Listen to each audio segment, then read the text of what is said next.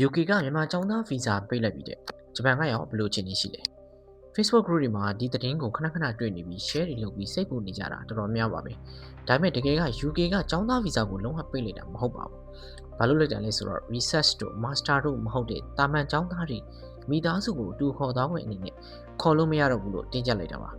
အဲ့ဒါကိုလူတွေကဗီဇာပိတ်ပြီးလို့နားလည်သွားတာနေပဲဗျလိုက်ရင် comment ရရင်ပြီးရောမဟုတ်တာတွေအဟုတ်လို့ပြီးတင်နေကြတဲ့သူတွေကြောင့်လည်းပါမယ်ဗျဟုတ်ပြီဒီတော့ဂျပန်ကရောဒီလိုမျိုးပိတ်ချပြစ်နိုင်လားပေါ့နော်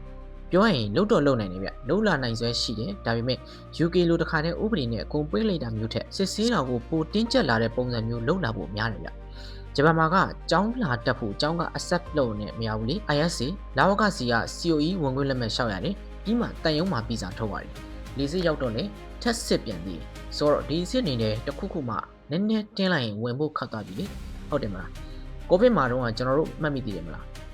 COE ရထားပြီးသားတွေတောင်လနေချီပြီးစောင့်ခဲ့ရတယ်လေဆိုတော့ဂျပန်ကလိုအပ်ရင်ကြက်လာနိုင်တယ်ဆိုတာဖြစ်ဖူးပြီးသားတရံကရှိတယ်လေဒီမှာဒါပဲเนาะအခုလက်ရှိမှာတော့ပြောင်းပြန်မယ် MBHD ပညာရေးဝန်ကြီးဌာနကရောလာဝကကပါ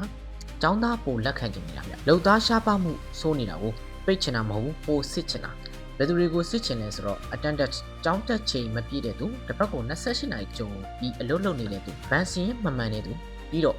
စရင်ပြကျောင်းတက်ပြီးခိုးလုပ်နေတဲ့သူတွေဒီလူတွေကိုတော့အရင်ကထက်အများကြီးပိုကြက်လာနိုင်နေမြတ်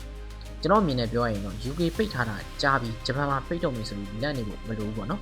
ကျွန်တော်ကတော့ဒီလိုပဲမြင်ပါတယ်ကောလာဟာလာတွေလိုက်စိတ်ပူနေတာထက်